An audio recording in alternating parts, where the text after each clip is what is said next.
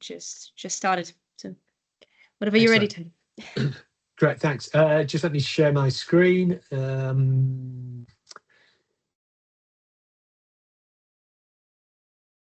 Right, can everybody see that? Yes.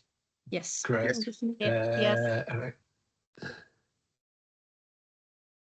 Right, I just wanted to start with a little reminder about the book review assignment that's due on Monday. Just kind of, I mean, I know I've spoken to one or two people about this, but just as an overall reminder of the three things that really we want to see in the review. And so I think the first one is fairly obvious. What is the book about?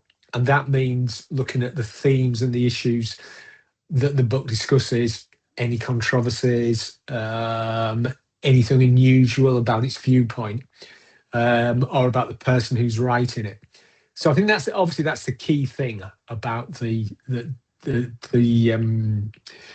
bulk of the review, that it has to be about what the book's about. But then there's two other things. One, I think you have to think about, is it successful in what it's trying to do? Is it successful in describing the event or the history or the life? And I think that means a couple of things. Does the book present a coherent argument? Does it make good use of the facts in order to get in order to paint the picture that it wants to paint? And finally, I think in terms of when we're looking at the conclusion of the book review, I think you want to be able to say what it teaches us. What have you learned from the book? Has it given you insights from the past, or does it give any lessons for today? So those are the key three things, and I'm sure everybody's got that in there, but I just wanted to underline, just in case when you're thinking over the weekend about making some last minute changes or just thinking about it, whether you've covered the key aspects. It's only 1,500 words, which is actually quite difficult, I think, if you've enjoyed a book and you have a lot to say about it. If you need any last minute help, just drop me a line. And I look forward to reading them once you've submitted them on Monday. Does anybody have any particular questions about the assignment before we start the actual lecture?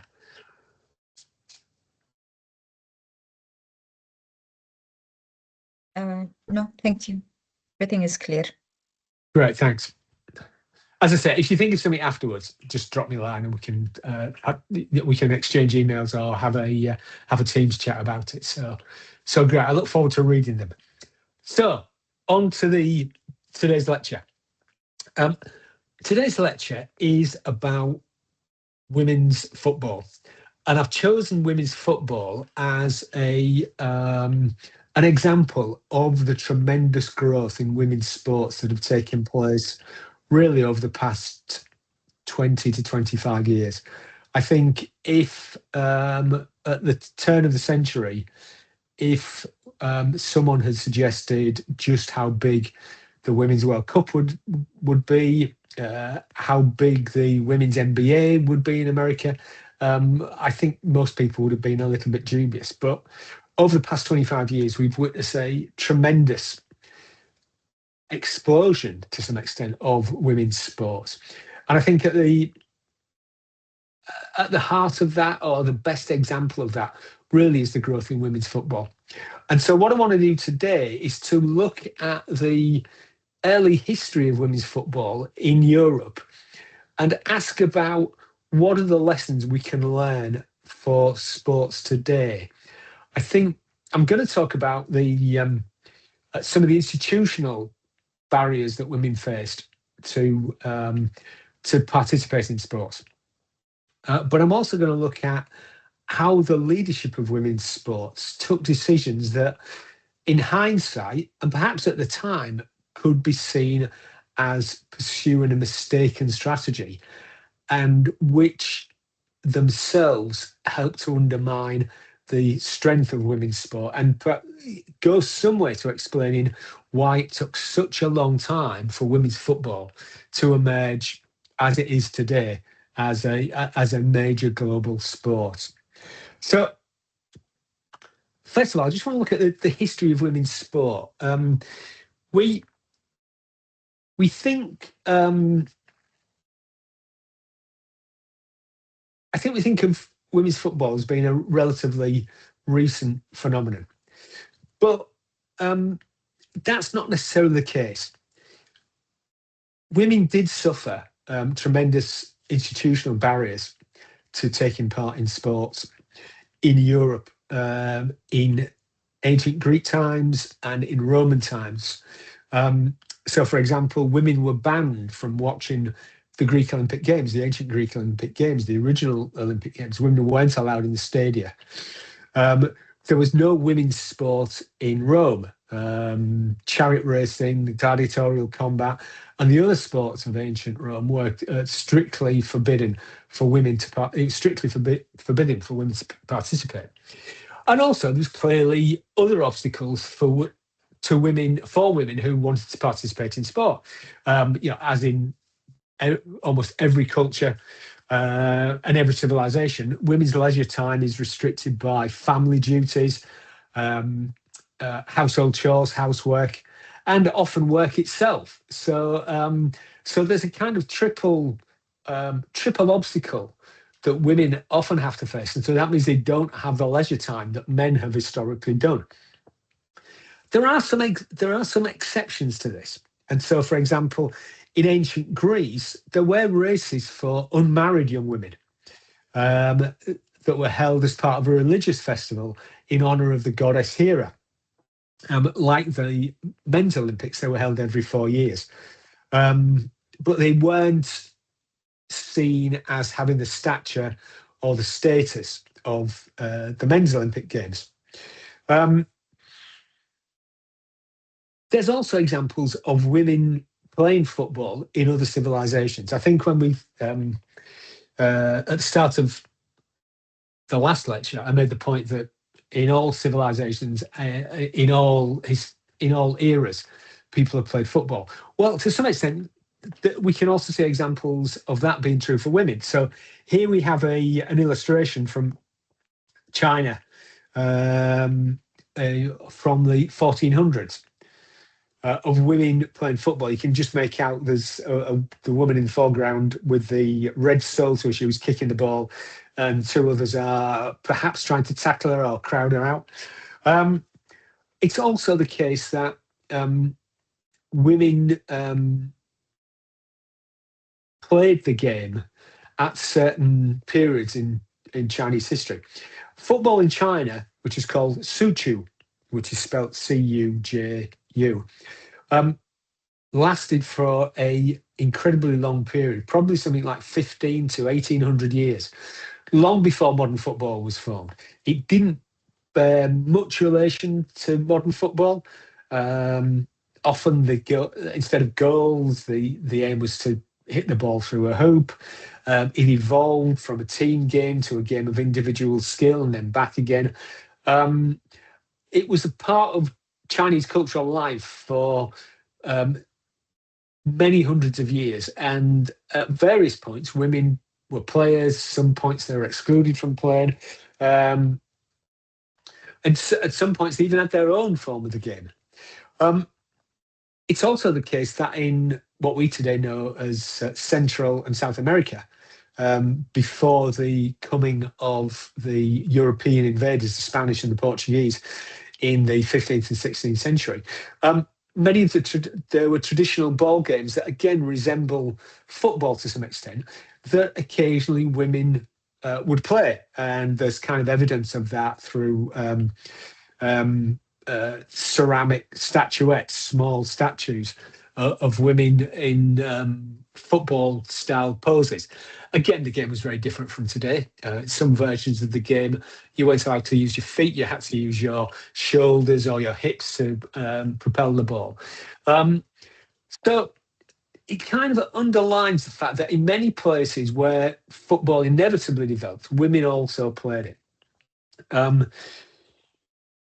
However, certainly by the time we get to maybe the 1700s, it appears that there wasn't much organised women's football. in Europe, women's sports were confined in the main to women from the aristocratic classes, to upper class women. This is a illustration of Marie Antoinette, the one of the last queens of France in the 1790s, going hunting. Aristocratic women participated in hunting quite regularly. They also took part in sports like archery, but by and large, they didn't play team games. Golf was also popular. Mary Queen of Scots, who was the monarch of Scotland in the late 1500s, she was a keen golfer, and there's accounts of her playing golf. So some women who had their leisure time, particularly women who belonged to the upper echelons of society, did play sports.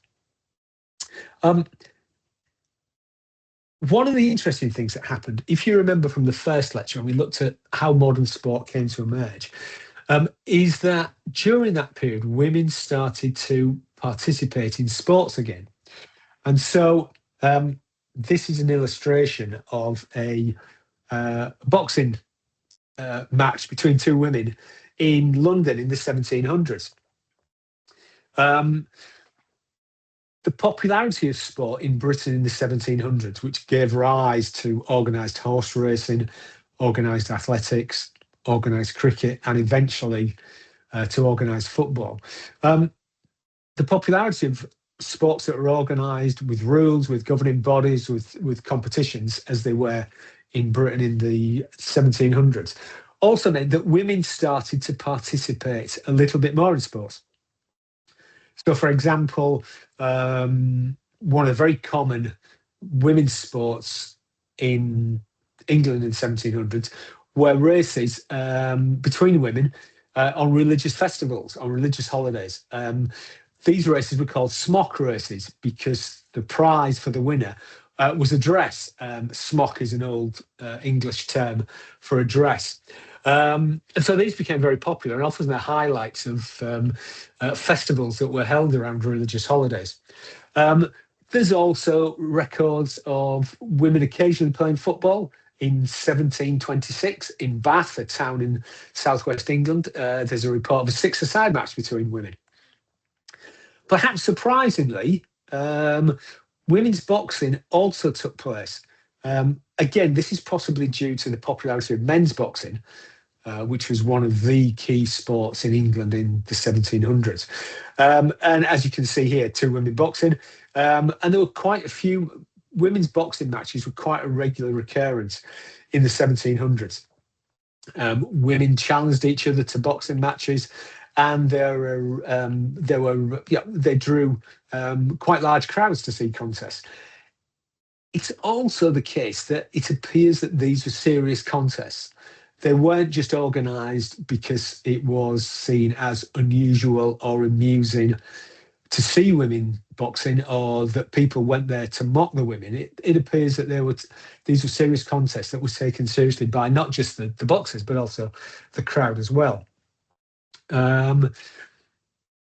So women start to creep back into sports in the 1700s as sports become more and more popular. However, within the space of maybe 30 or 40 years, that starts to change.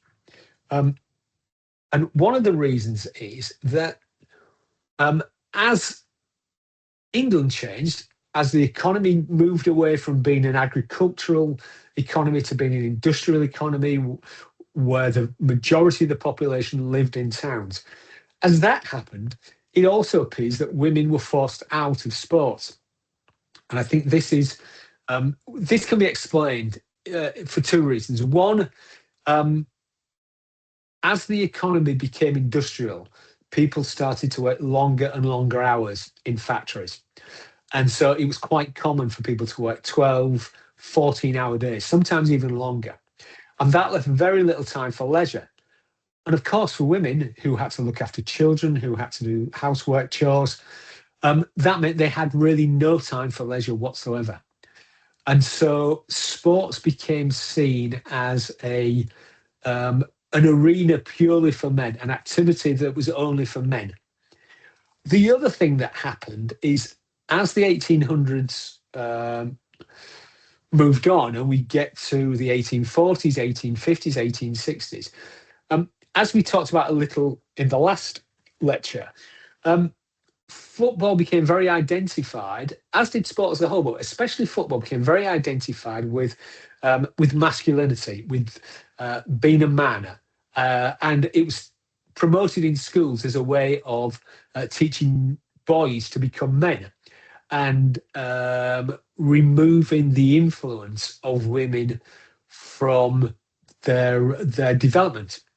And so, for example, in the famous book Tom Brown's School Days, which served as a kind of handbook for how schools should be run and featured football very strongly in the novel, one of the themes of that book was that to show your concern for your mother or your sister was seen to be a weakness. And that the true British man of the time was hard and unrelenting and had no time for feminine things. So football became seen as purely as a man's sport because of the way in which society had changed and which left very little time for women to have any leisure at all, let alone play sports.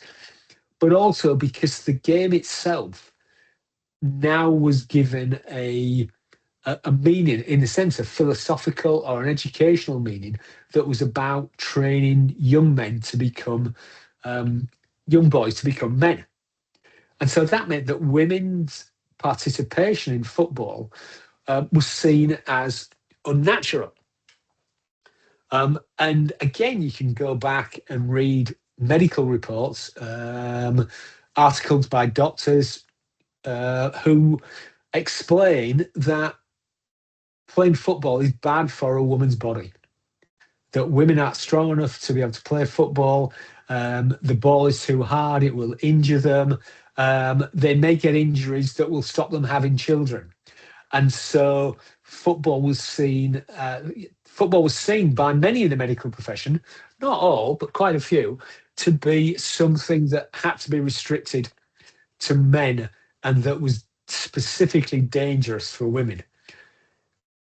So football in particular and sport as a whole became seen as if you like, almost a male kingdom, a part of life, a part of culture that was for men only, and that it was not the place for women.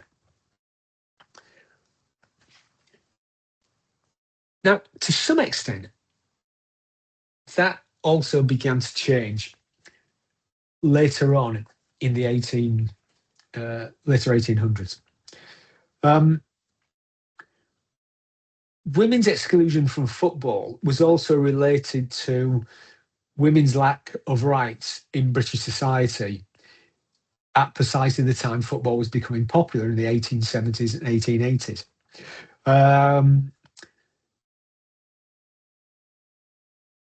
Up until 1874, women in Britain had no rights. Married women in Britain had no rights to own property. If a woman owned property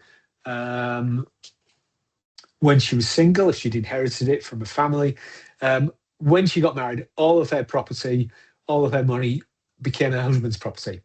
And that was only changed in the 1870s. Women didn't have a vote. Women in England, it wasn't until another 40 years, until 1918, that some women in England had the right to vote. It wasn't until 1928, less than 100 years ago, that all women in Britain had the right to vote. Women weren't allowed to go to university. They weren't allowed to be doctors or lawyers or take up any professional role at all. However,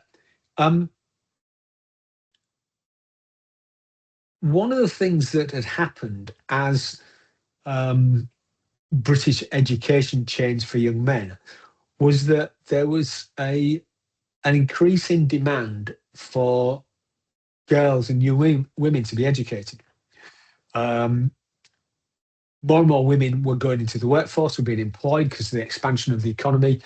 And it was felt that women needed to be educated so they could carry out important jobs in society, particularly women who came from the elite sections of society.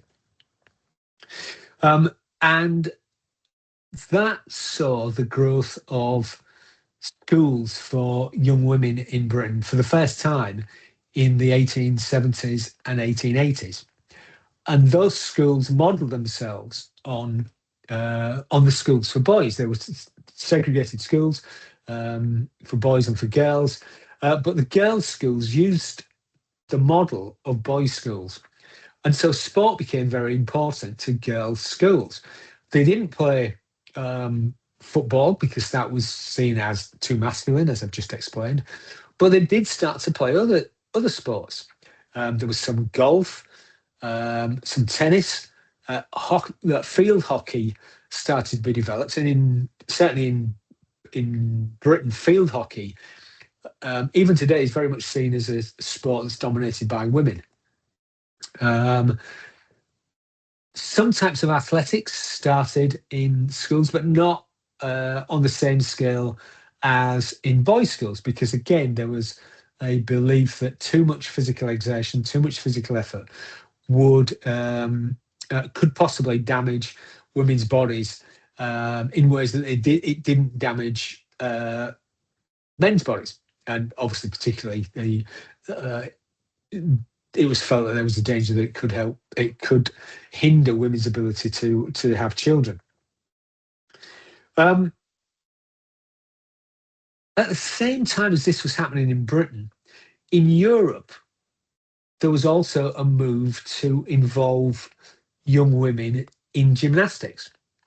One of the big differences between British society and European society in the late 19th century was that sport became very popular in Britain, especially team sport, competitive team sport, as obviously we're talking about football, that's the most obvious example, but also games like rugby, games like cricket. However, in Europe, and particularly in Germany and the states in Central Europe, sports in the sense that it was meant in Britain didn't become popular because the most important and most popular form of physical exercise was gymnastics. And gymnastics had a great importance to the Germans, and it was seen as part of the German national culture and national character, but also in Czechoslovakia and in Scandinavia and other parts of Eastern Europe. Gymnastics became the main form of physical exercise. And women's gymnastics federations were formed in all these countries, and also in France to some extent. But France is an interesting country because in France there was a battle between people who like British sports, which we'll talk about the next lecture when we talk about the Olympics, and Baron Pierre de Coubertin, and between those French people who preferred gymnastics. And there was as we'll see at the next lecture, there was a kind of ongoing battle between British sport and German gymnastics in France. However, clearly in Britain, team sports dominated, but within schools, and particularly within girls' schools, gymnastics were imported from Europe and seen as an alternative to masculine sports such as football.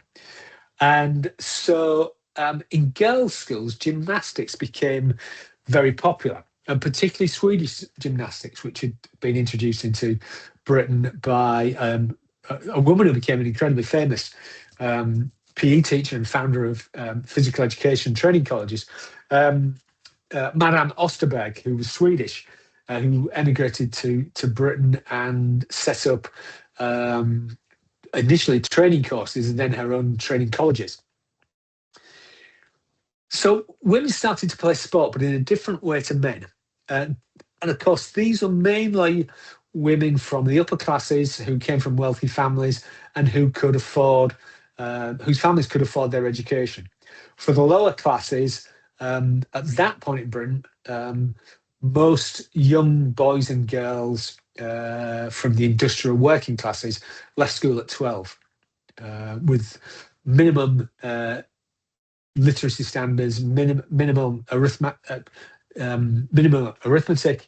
but just enough to allow them to function in society. Just as with men who went to elite schools, when young women left the schools that they'd been educated at, they took with them a love of sport. And so we can see in the 1880s and 1890s, the beginnings, the first Wimbledon women's tennis championships. I think the first women's tennis club was formed in 1872. And particularly golf.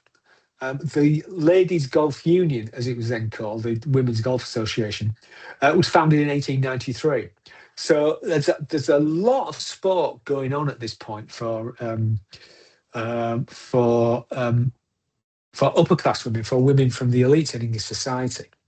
This is a picture of the 1905 British Women's Open Championship.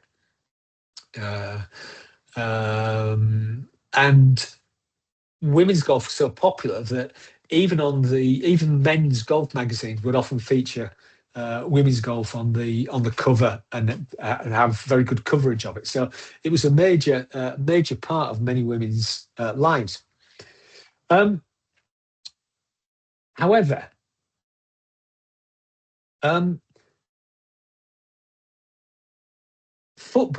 men's football became such an important phenomenon, so popular, with tens of thousands of people going to matches, lots of money, lots of revenue being generated by people going to matches, that it became apparent to many sporting entrepreneurs that there may well be money to be made by promoting women's football.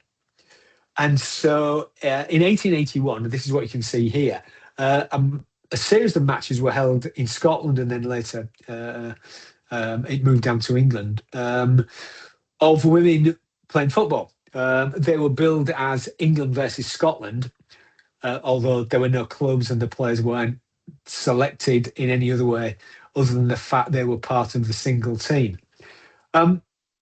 These proved very, very controversial, because it was such a strong belief that football was a men's game that many of these matches were disrupted and were stopped because of men protesting about women playing a men's game.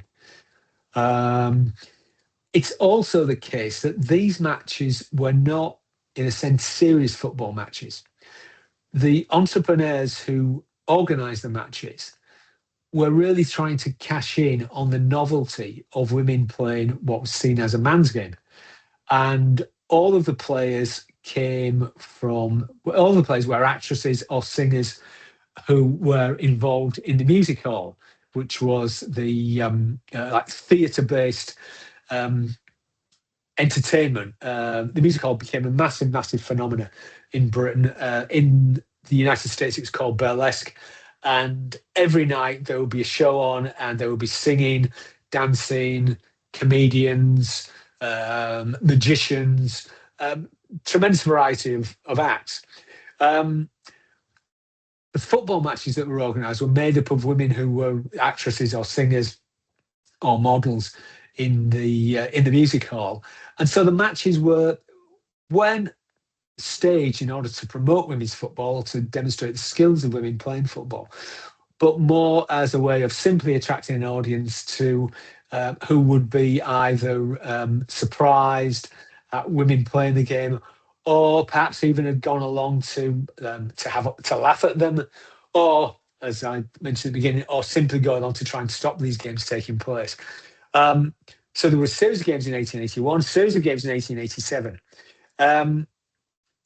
along the same lines. I think one of the interesting things is that when we look back in history, to some extent, we always look back in history through the, if you like, through the telescope of our times, of the present day today. And I think that means that when people have looked at these matches in the past, they've kind of mistaken them for attempts to start genuine football matches for women, attempts to promote football for women, make it easier for women to play the game. And in fact, it's probably the case that they set women's football back because they made it both, the games are staged simply for the entertainment of men, simply for men to laugh at, or as often happened, to disrupt. So in some ways, these matches weren't even a false start for women's football. They were they fed into opposition to women's football by mocking it, by making fun of it, by turning women's football into a joke. However, the one sport that did attract serious interest was women's cricket. This is a painting of women playing cricket in the, I think, 1830s in England. And cricket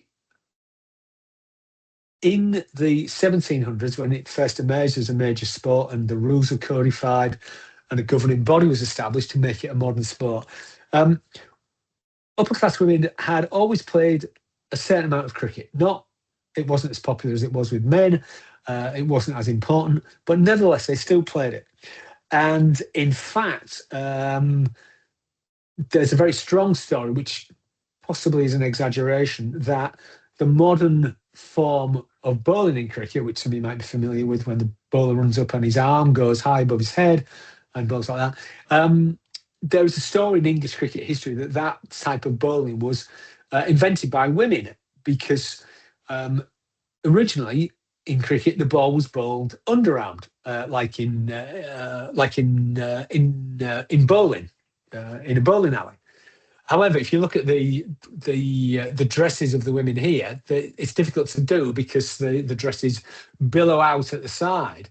And in order to get around that, so the story goes, women started to bowl overarm, and that was taken up by men. I think that's probably an exaggeration, but it does show that women played a role in the development of sport, and confirms that they had played until had been playing the game since the 1700s, when it became codified.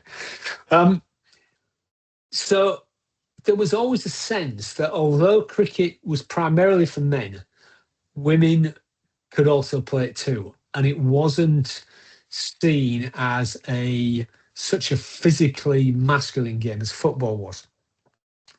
And that led in 1890 to the first women's professional team being established. And here they are. They were called the Original English Lady Cricketers. And you might be able to see on their neckties the initials OELC, Original English Ladies Cricket. Interesting enough, this is actually the team was actually started by a French entrepreneur, a Mr. Michel, who had spent some time in America, had seen baseball in America, and had moved to England, realised that cricket was a very, very, very popular game. It too, like football, was undergoing a tremendous boom in the 1880s and 1890s. And so he decided to start a women's cricket team. He recruited 30 players and divided them into two teams, the red team and the blue team. And they went on tour around Britain, playing in various towns and cities. Each time it's the red team versus the blue team. And they attracted crowds. They played to a reasonable standard. They were actually women who could play cricket. They weren't entertainers, as the first football matches were. One of their games attracted 15,000 people, which was an incredible amount of people to watch a cricket game at the time. And the average attendances for men's cricket at that point, certainly for club county games or county games, would have been maybe 5,000. So there's real potential there. However, as is often the case, the team started to break apart over the question of how the revenue should be divided.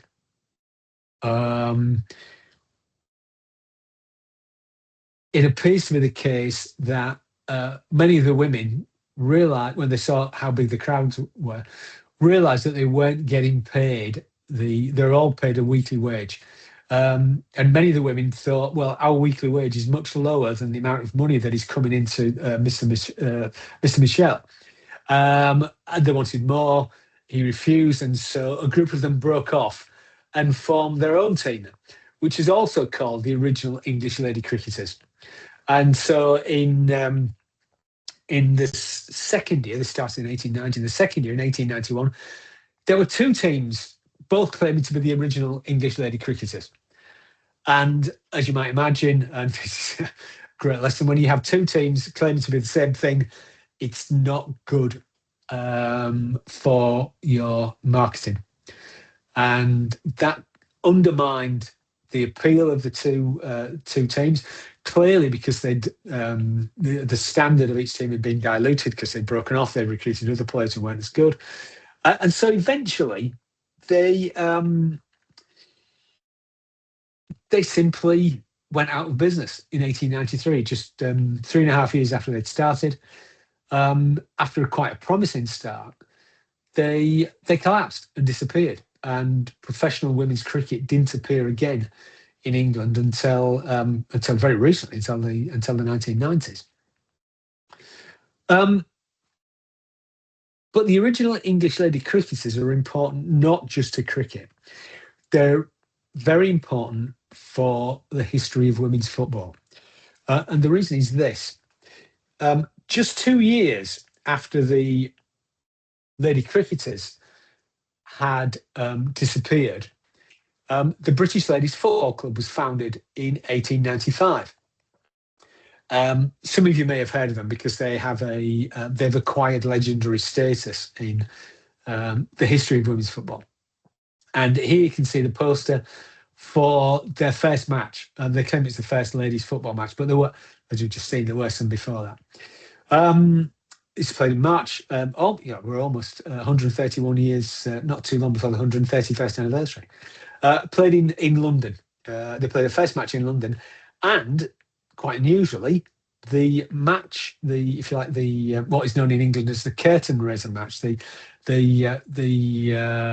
match that takes place before the main event, was a men's football match between Crouch End and the 3rd Grenadier Guards, an army regiment. The British ladies were very much based on the same model as the Original Lady Cricketers. They recruited around about 25 players, some of whom were in the entertainment industry, but some of whom were young women who wanted to play football. And a public appeal was put out for players, and they recruited some more players. And they started to train at the end of 1894. They also cleverly gained the endorsement of, as you see here, the president, Lady Florence Dixie, who was quite a well-known aristocratic woman who had been involved in political controversy, was a campaigner for women's rights, was an explorer, was a novelist. And so she had a high public profile, and the British ladies approached her to be their president, and she agreed because she felt it was something that was very much part of her project of campaigning for women's rights. The two key people in the British ladies were a woman called Nettie Honeyball, who was a player, and also another sporting entrepreneur, Alfred Hewitt. Hewitt was the business manager of the club, and did most of the organisation.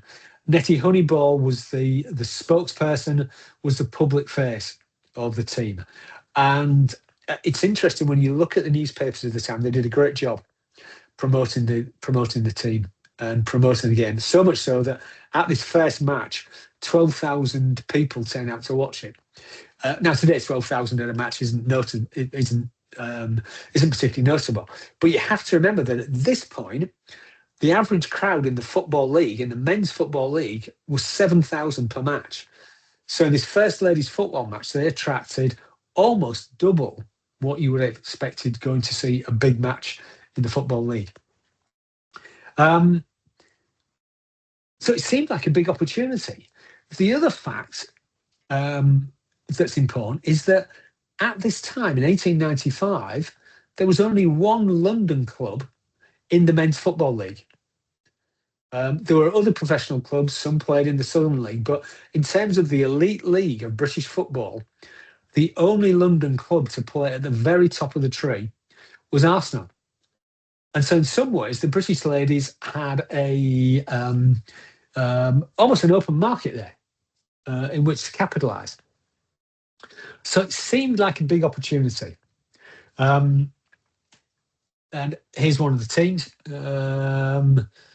One of the things you might notice is that from the women sat down, they're wearing thick shin pads. And these were essential for playing football at that time because it could be quite dangerous, both in men's and women's football, because of people being kicked on the shins and the danger of broken legs. So by wearing shin guards like this, they're demonstrating that they're serious players, that they're not playing as part of some entertainment, as part of some entertainment entrepreneurs get rich quick scheme. These are women who can play the game, want to play the game, and they've come prepared for the occasion. So it was a big opportunity. However, there was a problem at the very heart of the British ladies, and this, I think, relates to what I was talking about at the very beginning of the lecture about the model that women's football chose. The British Ladies Football Club modelled themselves on the lady cricketers. So they selected a group of 25 young women players and divided them up into two teams. Sometimes they played as the North of England versus the South of England. Sometimes they played as Reds versus Blues. They started, as I mentioned, the first game attracted 12,000 people. They then immediately went on tour and played at other football grounds across Britain.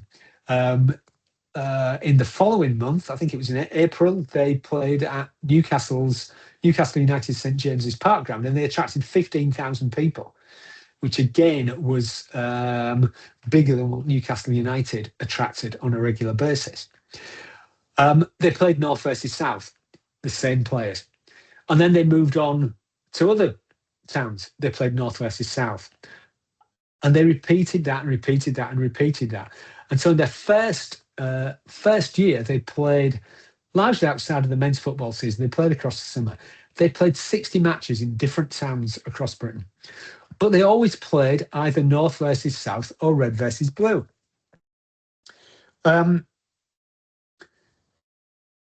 And that led to a massive problem, because once people had gone to see them for the first time, so for example at Newcastle, North versus South, the game, according to newspaper reports, was of a good standard. But once you'd seen them once, why would people go back and see North versus South again, or Red versus Blues? The model that they'd chosen, which the lady cricketers had chosen, was that of a touring team, not one that was linked to locality.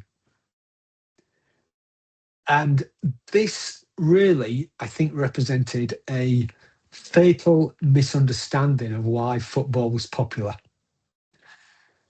men's football had become popular, as we talked a little bit about in the previous lecture, because it had cup competitions and then league competitions with clubs that were based in towns and cities. And the people who went to see them because they, not just because they wanted to see football, but because they wanted to support their local team against their local rivals, or sometimes in cup competitions against the famous teams from around the country. Much of football's appeal was based on the fact that people saw the 11 players as their representatives. And that when they won the FA Cup or they finished top of the Football League, this wasn't just an example of sporting excellence. It was an event which entire towns celebrated because it was important for their town, for bringing people together to express their identity as citizens of that town. And that, of course, spread to nations and countries as well. And so that went against, so the British ladies' idea that they would just turn up in a town, play a game, and then the next season come back and do the same thing. It's misunderstanding what was the motor force of football. Football wasn't simply a game. It was a way of people expressing their identity, expressing their sense of community. And through doing that, they also experienced tremendous emotional involvement in the match.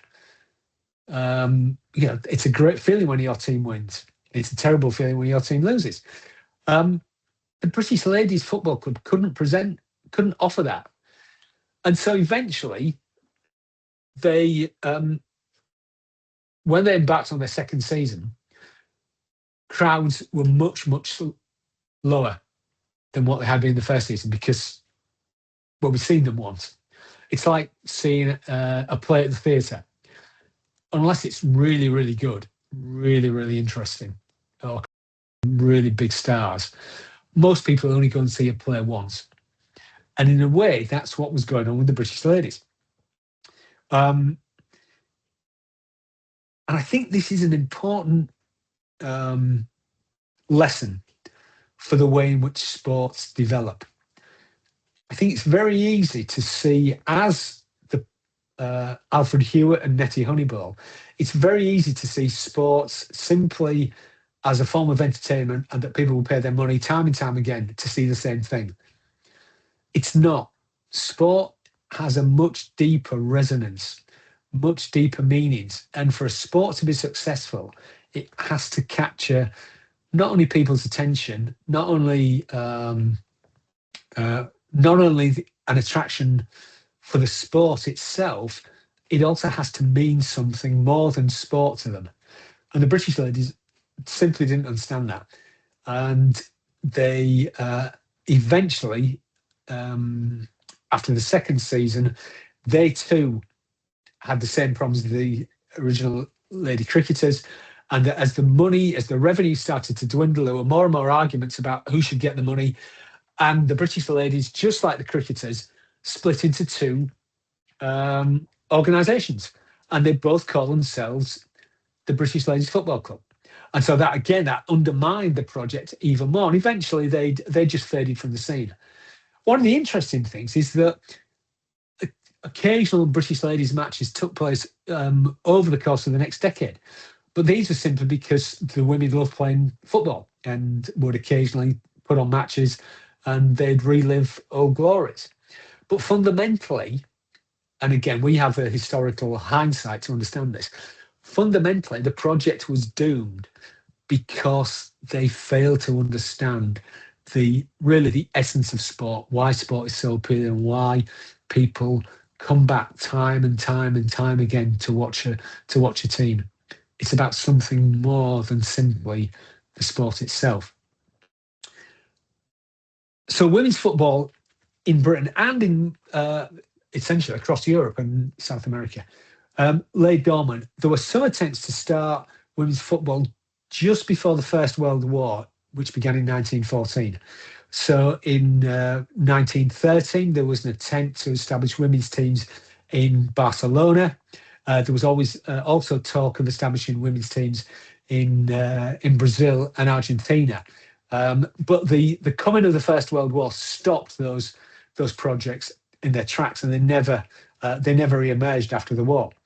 However, during the war, women's football in Britain, and to a lesser extent in France, was reborn. This is a photograph of a match between a team you may have heard about if you've read anything about women's football, Dick Kerr's Ladies, which was a team of women who worked in an engineering factory in Preston in the northwest of England, called Dick Kerr's Engineering. And they produced all sorts of engineering, and they specialised during the war in making shells and missiles for guns. Outside of war, they specialised in making things like railway carriages, railway engines. So they were a major manufacturer.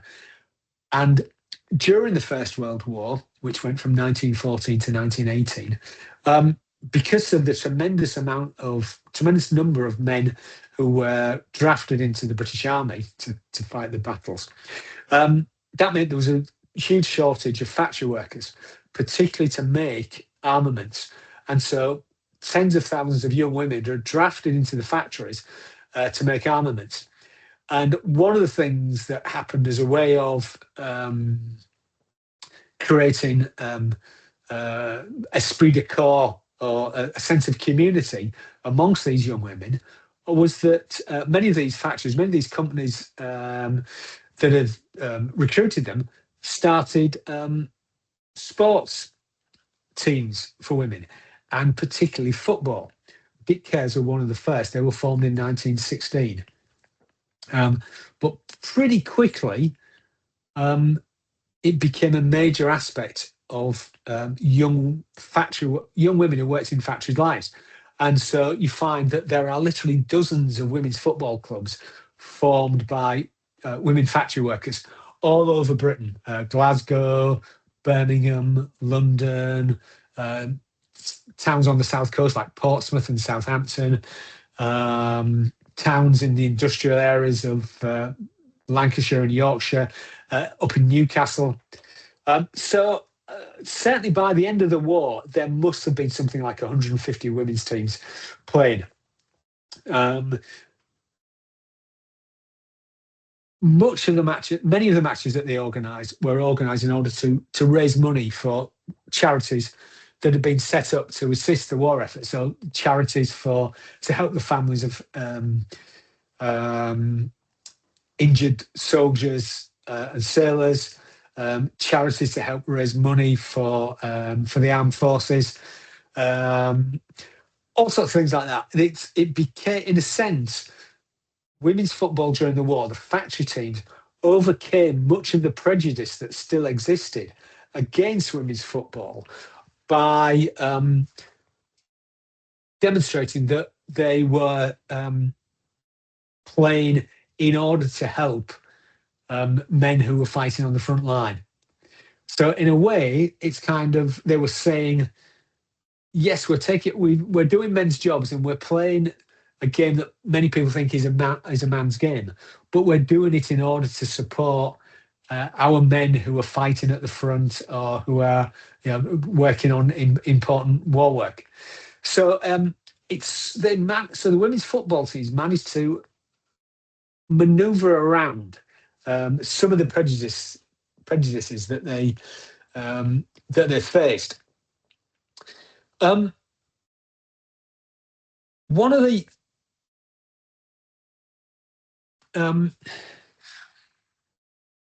however, one of the problems that would have been apparent to many of the people involved in women's football at that point was the fact that, again, there was no league or cup competitions. Each match was a one-off. Each match was an event that was held in order to raise money for charity.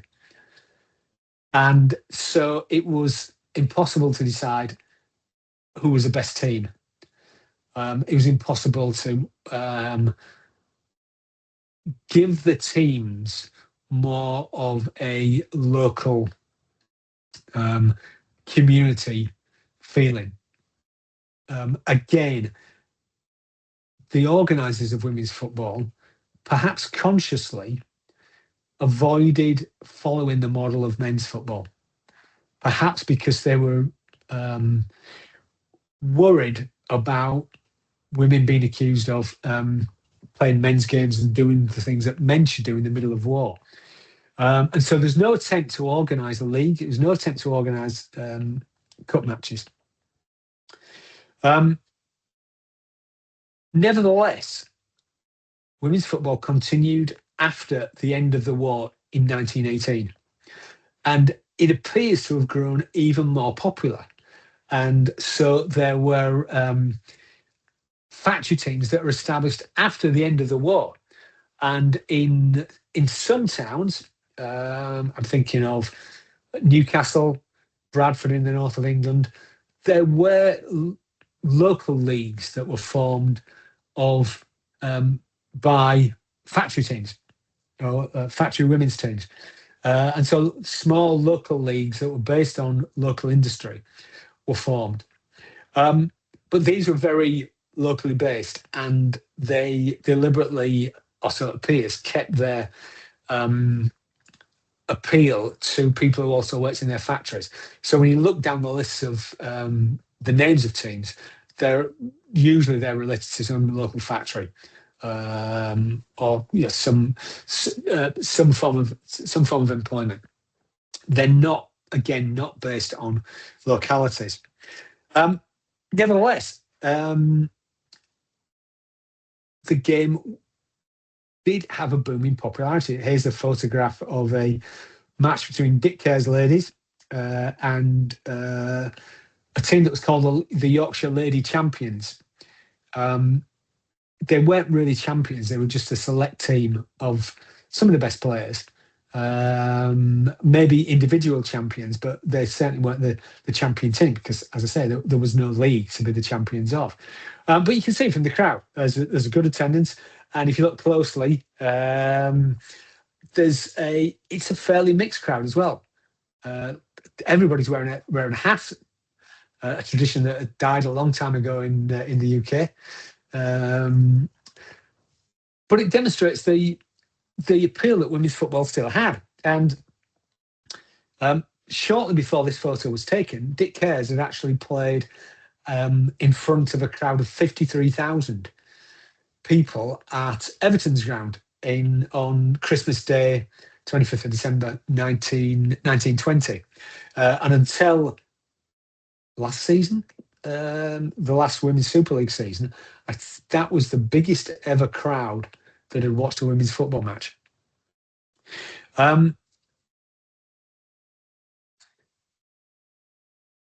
However, women's football faced two problems that would ultimately prove to be its undoing. The first of these was that, as we've discussed, it wasn't organised on the same basis as the men's game. And they missed the opportunity to do that. Even though it's quite... the importance of leagues could be seen as that at the time that, immediately after World War I, in 1918, the Football League started to discuss expanding. And at that point, it only had two divisions. Effectively, what we now see is the Premier League and the Championship. But immediately in 1918, it started to discuss expanding and adding another two divisions below the top two divisions. So it's quite clear that everybody understood the appeal and the importance of a league system, of a national league system. But most of the women's teams turned their back on that. The other problem that they had was that British society was changing. Once the war had ended, men came back from the army, came back from the war, and they wanted their jobs back. And that meant that women who worked in the factories were made unemployed. And there began campaigns that to stop women working in factories, and that they should. The argument was that now the men were back, they should return to their traditional roles of being wives and mothers. And that was a very difficult thing to resist. That was a very, and it was almost like a campaign that was conducted about the importance of women should be in the home. They shouldn't be doing men's things, and they certainly shouldn't be playing men's football. And that culminated in December 1921 with the Football Association, the governing body of the game, passing this resolution about women's football. Complaints having been made as to football being played by women, the council, the governing committee of the Football Association, feel impelled to express their strong opinion that the game of football is quite unsuitable for females and ought not to be encouraged. The FA Council are further of the opinion that an excessive proportion of the receipts, the money taken at matches, are absorbed in expenses and an inadequate percentage of those receipts devoted to charitable objects, i.e. they are complaining that about something that started to creep into the women's game, that although the matches still play for charity, some women who play in those matches are receiving compensation for having to take time off work to play in the games. And the FA felt that women's football, if it was going to be played, had to be entirely amateur, and that you couldn't be paid for taking time off work. And it ended by saying, for these reasons, the council requests that the clubs belonging to the association refuse the use of their grounds for such matches. And so women were banned from playing football on the ground of any club that was a member of the Football Association. It doesn't actually ban women's football. It just bans matches being played on the grounds of men's clubs who are affiliated with the Football Association. So it's still possible to play football, just not on the biggest arenas. Some matches, after the ban, some matches were organised on rugby pitches, certainly in the north of England, where many rugby clubs had similar stadiums to football clubs. And there are also municipal grounds where women still play the game. But in a sense, the wave of opposition, both officially from the Football Association and from society in general, exerted a terrible pressure on the women's game, and it caused it to shrink very rapidly. There were attempts to take women's football forward, and in just after the ban in 1922,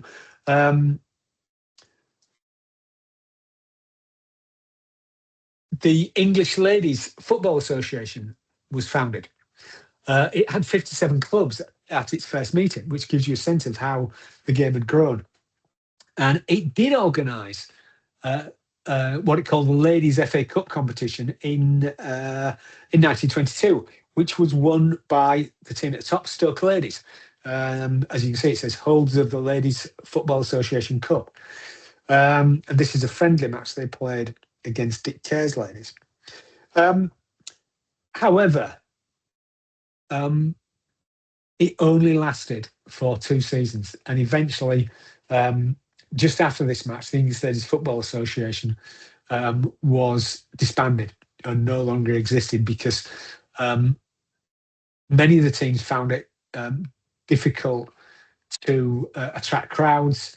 That it suffered because it was seen as being, to some extent, detrimental to society at the time, because it was encouraging women to engage in men's activities. And eventually it almost faded away. The attempt to form a league and the FA Cup came too late. If that had been, probably, it's possible to argue that maybe if that had happened after the war had finished, maybe in 1919, the FA Cup, Ladies FA Cup and the Ladies Football League had been formed, maybe it would have capitalised on the popularity of the game. But unfortunately, it probably came 18 months too late, and they couldn't recapture the initial enthusiasm for women's football. The other problem that it had, and again, I think this is something that is important to bear in mind as a lesson for contemporary sports, and to some extent, particularly for contemporary women's sports, is that Dick Kerr's ladies dominated the sport. They were the most famous club, partly because they had a marketing department. They had the Dick Kerr's marketing department actually worked to promote the team. They had a full-time manager, man called Alfred Horton, who worked for the company and founded the team. And they're also able, secretly, to pay their players for the time they spent away from work. Not only that, they were able to attract the best players by offering them jobs at Dick Kerr's factory. And so this meant that the Dick Kerr's team, despite being the most famous team and still being a relatively famous name, so anybody who knows anything about women's football has probably heard of Dick Kerr's, they actually probably did as much harm to the women's game by anybody else because they dominated. And there was no competitive balance in women's football. Dick Kerr's was it was so rare that Dick Kerr's were beaten, then that watching matches involving them became pointless. It almost became, I don't know whether some of you might be familiar with the Harlem Globetrotters, the exceptional team of incredibly talented African-American basketballers who, from the 1940s, simply became a touring team of really good players who played the same team at every venue. A team called the Generals, so the Globetrotters versus the Generals. And I think in the entire sort of 70-year history of the Globetrotters, the Generals have only ever won once. And so as a sporting spectacle, going to see the Harlem Globetrotters is not exciting. It's not really sport. But what it is, it's a form of entertainment because they are such gifted basketball players. And the match becomes a form of entertainment. There's jokes, there's slapstick comedy, there's singing, there's all sorts. It's a form of entertainment, not a form of sport. And in some ways, not quite to that extent, Dick Kerr's ladies were the same. But they had the advantage that the Globetrotters never had, in that they were bigger than any other team and any other league or competition. And so by pursuing their own interests, they damaged the overall interests of women's football. I just got a couple more things to say. One of the things that Dick Kerr's did do was to undertake international tours. So in 1922, they went to America. And this demonstrates one of the problems with their business model. Their model was to promote Dick Kerr's, not to promote women's football. So they went to America in 1922 to promote the name of Dick Kerr's Engineering. And instead of playing women's soccer teams, they played men's soccer teams. And they undermined the authenticity of women's football by engaging in matches with male teams that, according to all reports of the time, were much better, of a much higher standard, and who on some occasions allowed Dick Kerr's ladies to score goals and not to play at their full. And the men's teams didn't play to their full extent, to their full range of skills. So that kind of undermined the appeal of women's football. It made it into, again, a form of entertainment rather than a form of sport. There were two countries where this was different. The first was France. Just as in Britain, women's football had emerged in France in the First World War in factory teams. And the first game was played just a year after those in Britain. The first French women's game was in 1917. And the French women's game also had the advantage of the fact that in 1919, the women's sports the French Women's Sports Federation had been established by an absolute, a very powerful organizer, spokesman for women's sport, and an entrepreneur, a woman called Alice Millier. And Millier was the driving force behind a number of women's sports and bringing them together in a Women's Sports Federation. And as we'll see next week, was actually very instrumental in women's athletics becoming part of the Olympics. But she played football and she encouraged football. And France had a number of small of women's leagues with women's football leagues with a small number of teams in each one. Dick Cares went over to play the French teams, and then they played the French national team. The same thing happened in Belgium. Women's football began in Belgium towards the end of the First World War. There were a small number of women's football leagues formed after the war, and the game was quite strong. This is the game between France and Belgium from, I think, 1921. And you can say, again, great crowd. It's obviously a serious game. And it attracted a substantial following. However, again, and I think this points to another fundamental lesson from these years. The problem was,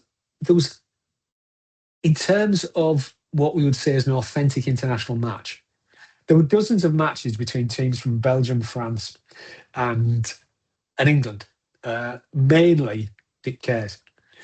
But in terms of what would be seen as an authentic match in men's football, in the same way we would see it today, in that the national team is selected from the best players qualifying to play for that country.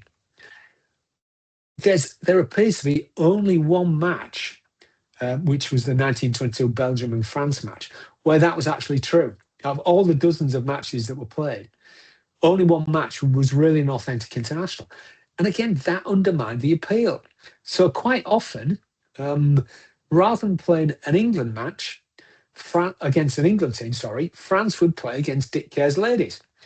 And again, that undermines the credibility of the sport. It also undermines the enjoyment, because here we are, it's France versus a factory team. That's not really a contest of equals, despite the fact that Dick Cares were a very good team. Similar with Belgium as well. There was also, as was the case to a limited extent in Britain, in France and Belgium, there are often complaints in the more conservative media, more conservative newspapers, that the women playing football was not only a question of the potential of them doing physical harm to themselves, but it was also a moral question. That it meant that groups of women were socialising without chaperones, and various scandals about women being found in bars and pubs. Women footballers being found in bars and pubs appeared in the French and Belgian press.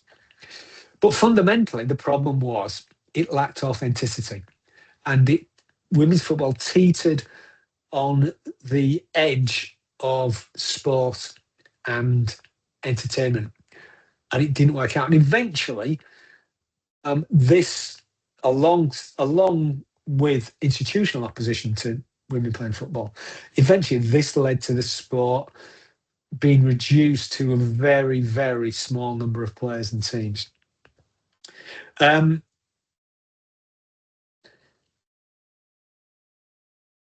It took another 40 years before football could recover. It's only the 1960s when, in the West, a movement for greater equality for women developed. And women again started playing football and other sports in much larger numbers, that women's football starts to become a serious sport once again. It had always been played. Some factories still had teams that they organised right through the 1940s, 50s, and 60s. But it's only really in the late 1960s that women's football teams start to be formed in Britain, in France, and Belgium and other European countries. In 1970, there's the first unofficial Women's World Cup. There's another one in 1971. And perhaps instinctively, many of the lessons of the early period of women's football were kind of put right. So teams were based on towns and localities. Cup competitions, league competitions were instituted. Genuine international matches were organised. And that's probably because by that time, men's football was so strong and had been around for 100 years. The Football Association was formed in 1863. So by the time we get to the 1960s, football is a phenomenon. Modern football had been around for 100 years. And so it became fairly obvious what the lessons were and how women's football had to proceed. The structures that women's football had to put in place could be seen from the success of men's football, which was not understood in those initial era of women's football.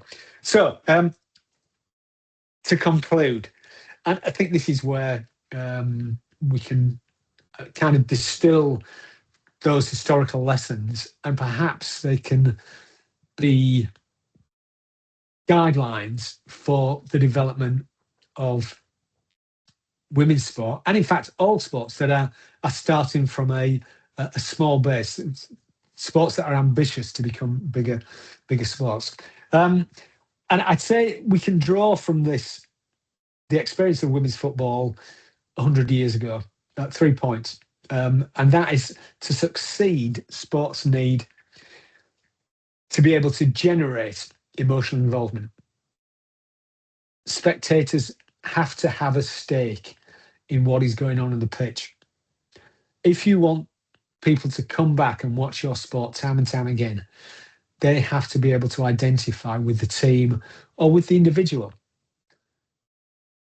The team or the individual must have a story that fans can identify with. That means that they want to go back and see them again and again. It means they care about them, and that the fans are as invested in the result as the players themselves are. A great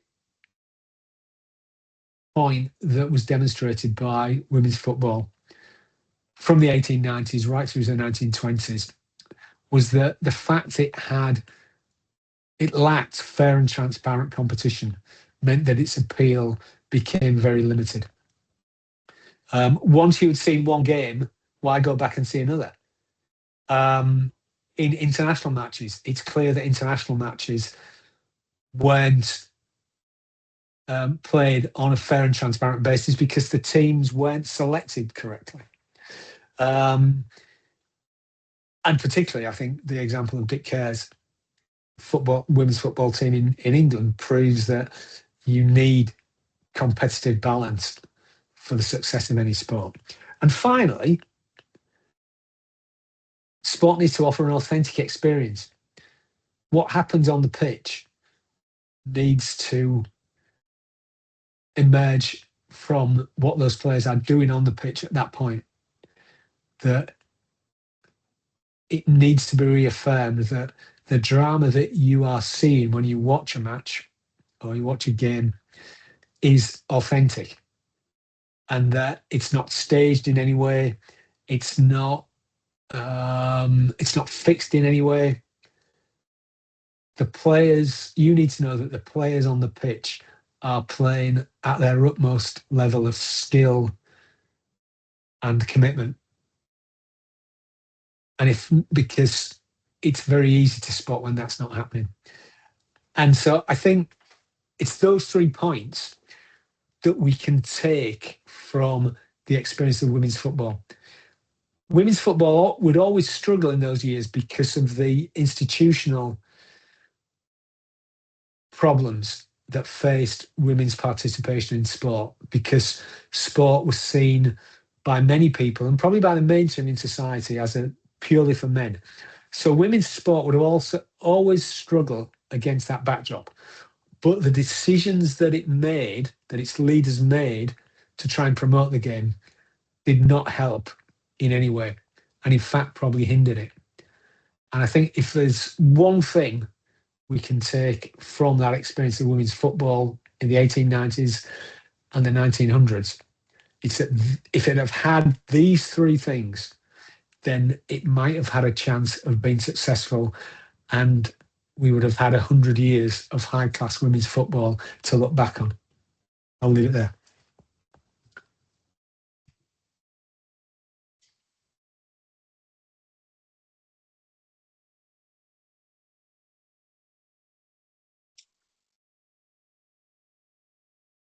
So, any questions, observations, thoughts, criticisms?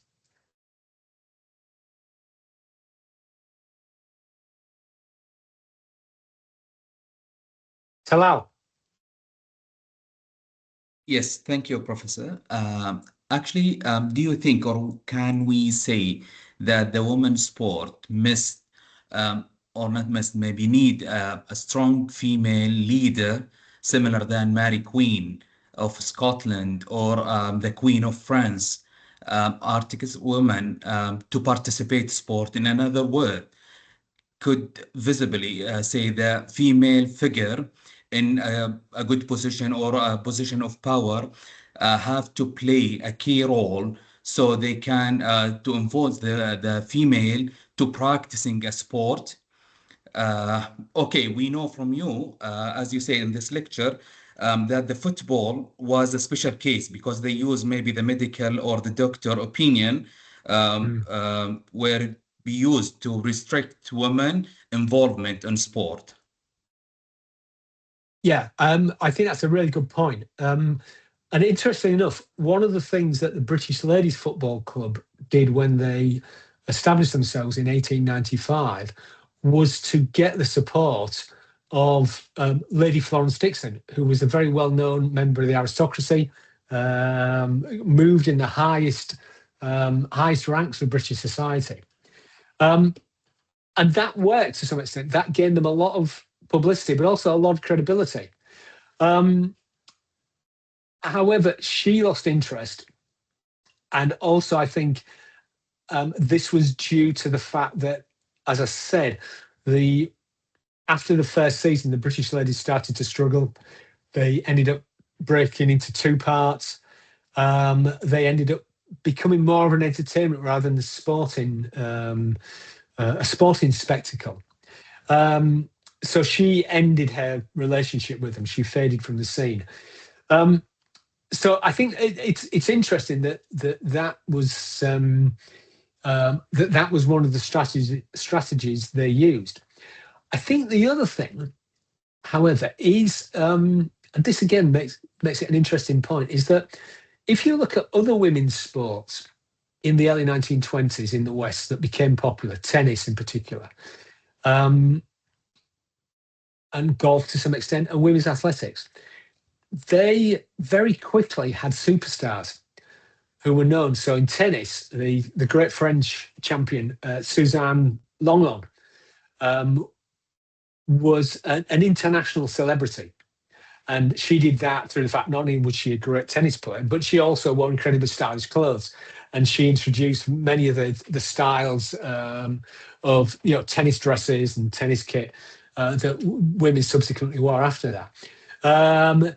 In the States, there was a famous United States. There was a famous female athlete called Babe Didrikson, who again became a national celebrity because of her exploits, both as a golfer and also as an athlete. And I think that this perhaps is another. is another aspect of it that women's football never generated at the time any stars. There was never an attempt to highlight the great players or the players who had great stories. And I think that was partly due to a lack of understanding of the importance of that type of publicity. And also perhaps one of the problems that, again, the most famous women's football club in Britain was Dick Kerr's Ladies, but they were there to promote their company rather than any superstars. So I think it's a really interesting point that I think you need stars. Every sport needs stars for people to identify with, for people to admire. But also, as I think you were suggesting, it also needs support right across society, from the highest echelons in society, to give the sport credibility and to reassure people that this is it's a legitimate sport and that it's something that everybody should participate in. So yeah, I think you're right.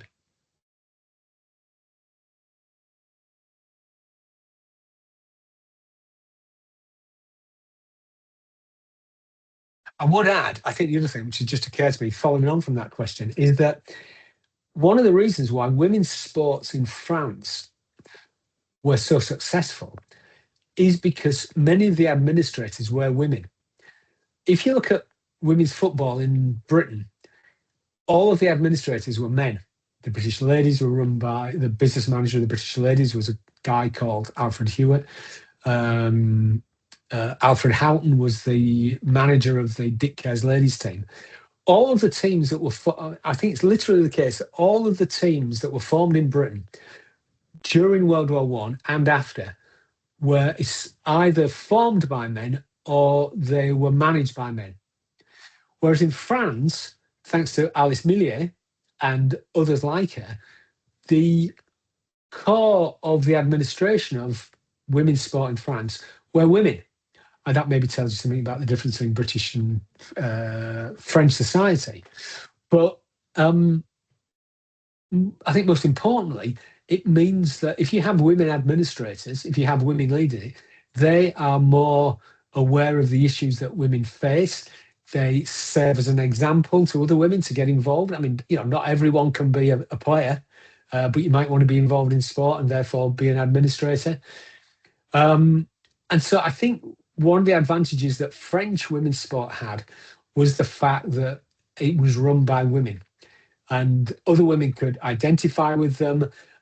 They could not be accused of having, if you like, dual loyalties. That they're part of because obviously the Football Association was run entirely by men, exclusively by men, and so there's always the suspicion that the women running women's football were only doing it so they could get a place in men's football, which I'm sure, I mean, anecdotally, I know that's the case quite regularly. But if you have women running the game, it means that the sport is more aware of the needs of women, and it presents career pathways for women as well in a way that don't exist for women in men's sport.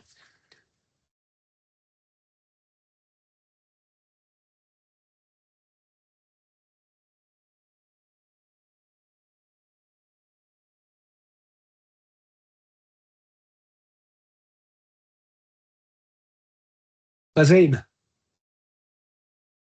Thank you, Professor, and good evening to everyone in this lecture. So maybe maybe I'm trying to get a testimony from you here, but looking at the overall momentum, how do you feel, or what's your opinion about the momentum of revolution that took place when it comes to women in sport globally first, and then comparing that to what we are having today here in Saudi Arabia? I think maybe so in the last 10 years, there has been a huge movement to empower women in sport in Saudi. We started, I believe, around 2016, 2017. And I think that's the best thing we are at today in Saudi. Our momentum is always faster than the others. So looking from where we started back in 2017 and up to up to date. Today we have women leagues almost in all the sports. The football league has been on its best, even attracting now superstars and international players to the league. Many women have had many achievements in sports, whether it's in football or fencing or boxing. There are a lot of the Saudi names that represented the country on a very high level. So comparing between these two momentums globally and locally, maybe we just want to hear a little bit from your side. What do you think? And is it a healthy momentum that we're having right now? Thank you. Yeah, great question.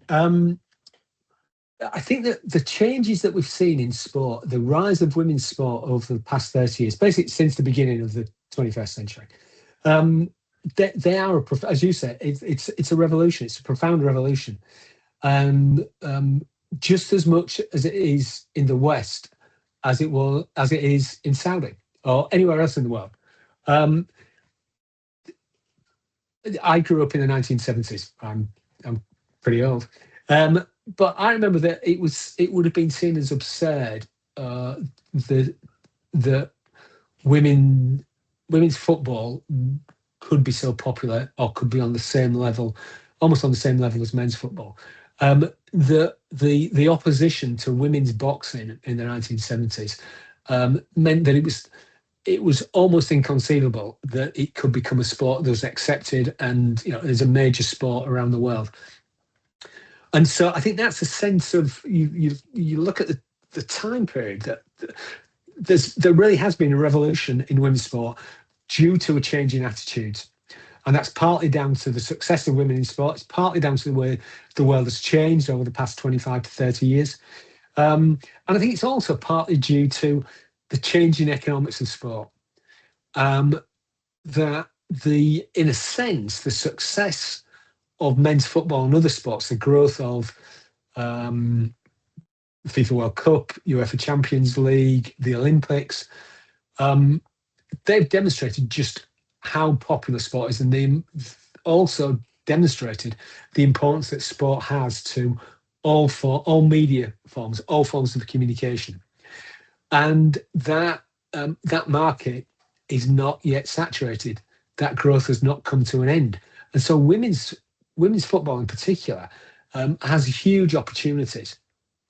I think the other thing that women's football does, and there's some interesting research on this, is that it presents an alternative way, certainly in the West anyway, certainly in Europe, it presents an alternative football experience. I'm sure some of you have been to Premier League matches or other soccer matches in England. The atmosphere at a men's Premier League match compared to the women's elite competition, the Women's Super League, it's completely different. Often very different crowds. They're much younger, much more family-based, a lot more women and young girls in the crowds. If you watch, you can even tell when you watch matches on the TV, the matches sound differently. The crowds sound different, not just in the fact there are more women in the crowds, but also the way the crowd react to things. Certainly, there are a lot of aspects of the crowd at men's football matches which fortunately haven't been, I've seen chanting being one, which aren't repeated at women's matches. So it offers a different experience, and I think this is the case across European football, and also probably in South American football as well. That women's football, it's the same game, but it's a different experience. And I think that's very important in terms of building an audience. In terms of where you guys in Saudi are, I mean, I think you're really in a unique position in that you have the ability to learn all these lessons that the West and the Americas went through in terms of sport and produce something that's better, that distills that experience, that learns the lessons, distills that experience, and is able to promote sport on a different level. you don't have the same traditions or baggage, if you want to put it in a derogatory way, that that the Europeans have. So it's easier to start afresh and build football and the other sports on a basis that appeals to everyone, that doesn't have the problems that face football in Europe or Latin America. And so I think that the world has changed tremendously, and that has allowed women's sport to become a major factor in a way it's never been before. And I think it also means that in countries like Saudi Arabia, who are, starting anew, or at least developing on a higher level than what sports developed in the West did initially in the 1800s, early 1900s. I think it gives you an opportunity to, if you like, look at best practice in sport, and you have the ability to implement it. So I think it's an exciting time for you guys, and it's an exciting time for women's sport all around the world. Do you have any thoughts yourself? Yeah, absolutely. I think, and even by looking at what's happening now, the Saudi international women football team is currently listed on the FIFA ranking officially. Yeah. And we also have more than 300,000 females in the sport so far, in all various sports, as well as looking at what all the stakeholders are currently doing together. There is a huge empowerment of the trainers, teachers in schools, physical education teachers, female teachers. So I think we are absolutely on the right track, and more and more things are happening as we speak. Yeah, it just sounds, everybody I speak to, it sounds a very exciting time.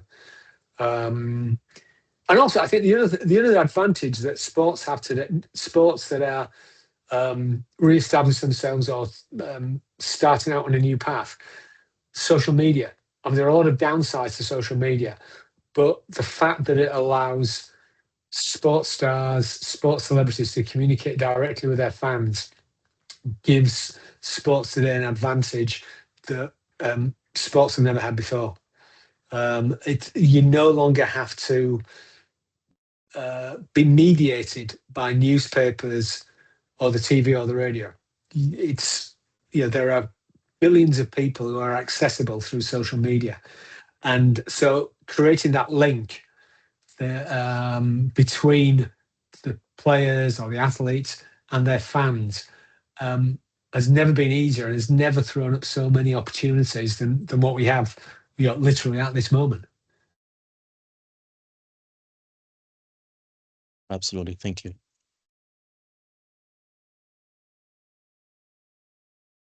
I think one of the things, just talking about social media, I think one of the things that's, sorry. Yeah, Ali, do you want to speak?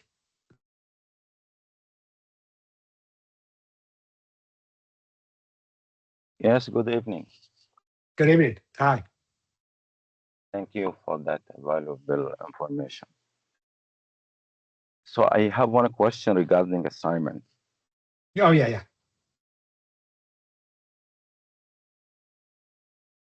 I already researched for a book, especially for gymnastics, because it's my favorite sport. But Sure, I yeah. think it's difficult. I didn't find. I found only one book, but it's not ebook. So after searching, I have one question. Can I consider a university course syllabus prepared by a university professor, which includes an introduction, table of contents, and references? Can I consider that as a book to complete the assignment? Potentially. Can you email me the title of it, just so I can check? Because I mean, it sounds okay, but I just need to check that it fits the criteria. It's above 100 pages, but it's Arabic, not English. Oh, right, okay. Well, I think that if did you see the slide that I had before the beginning of the before the start of the lecture? I think it sounds fine as long as you can give a full summary of what the book's about, what its themes are, what its arguments are, how it deals with controversies, and what you've learned from it, what the lessons that you take from that book are. If you can do those three things with it, then that should be fine. Yeah. So I saw that books includes a huge information regarding gymnastic history, Yeah. type of gymnastic, Yeah. also for all era. Yeah. Romanian. So it sounds fine. Yeah, it sounds fine if it is. Because I know certainly a lot of course books are written by professors who have already written about that subject, that topic, or that sport, and are often basically used as reference works as well. So it sounds fine. Yeah. Providing the review stands up in terms of your description of the book, your assessment of its strengths and weaknesses, and the lessons that it held for you, then yeah, that's fine. Okay, right. Thank you, Professor. Yeah, no problems. Yeah, great.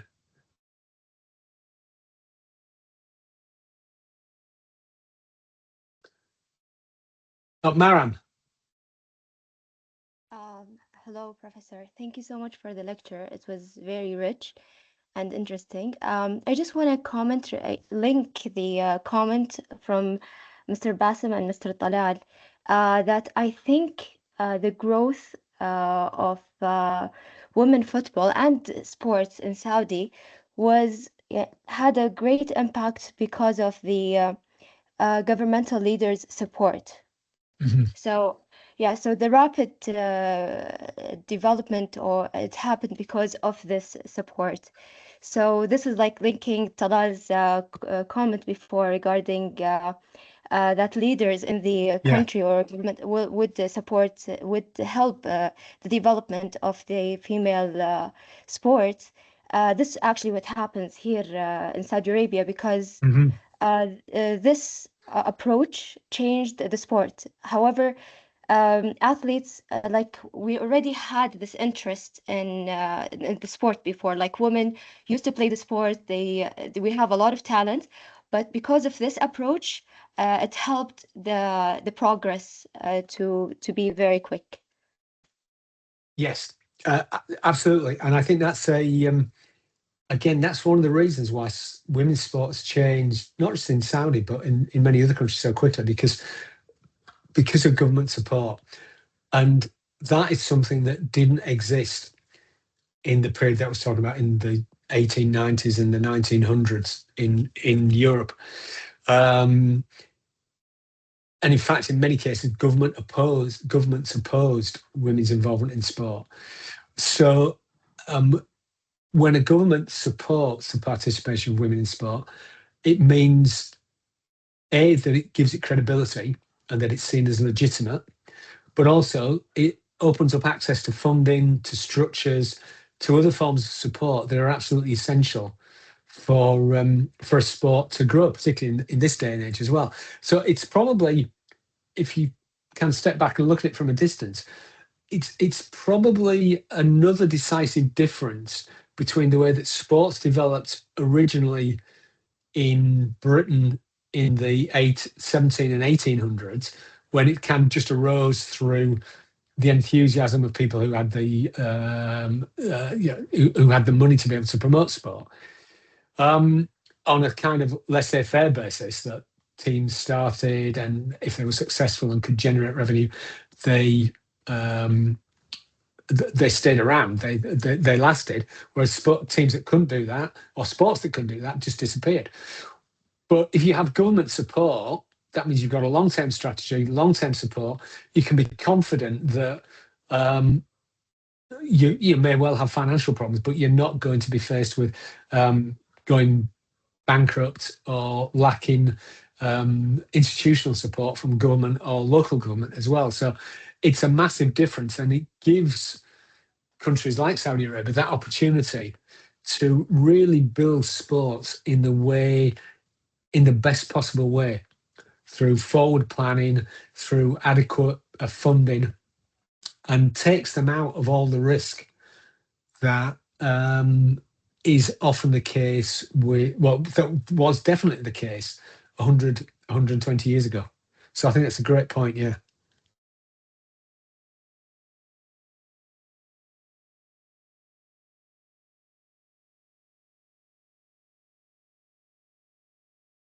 Anybody else?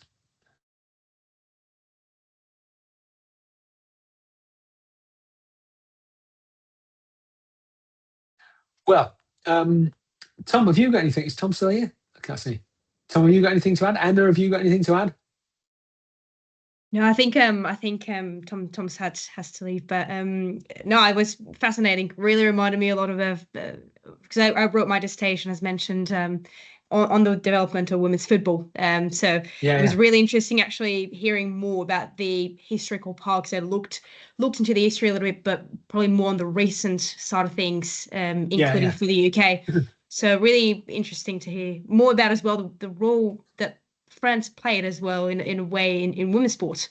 No, really fascinating to be honest. I apologise for my terrible French accent as well. No, it was perfect. It was perfect. Yeah, I bet it was. Yeah. So deadline for the essay submission is Monday at 3 p.m. I think it's 12 noon. Is it 12 noon UK time, or is it? Yeah, I will just confirm that. I think it's 12 noon UTC, I think. Just going through Moodle right now. If you have any last minute questions, exact time. Okay, great. Yeah, I was going to say, if anybody has any questions in the meantime, don't hesitate to email me, and we can chat on email, or if necessary, have a Teams call about it. I just checked. It's slightly later. It's 9 p.m. KSA time, so it will be slightly later. So it's 9 p.m. Slightly later, sort of end of day, basically on Monday. Yeah. So as I said, so between then and now, if you have any last minute questions, feel free to get in touch, and I will see if we've got no other questions or anything to say. I'll see you in 2 weeks' time when we're going to talk about the Olympics, which should hopefully be very interesting. Okay, with that, I'll let you go. Have a good rest of the evening, and I'll see you in 2 weeks' time. And I look forward to reading your essays.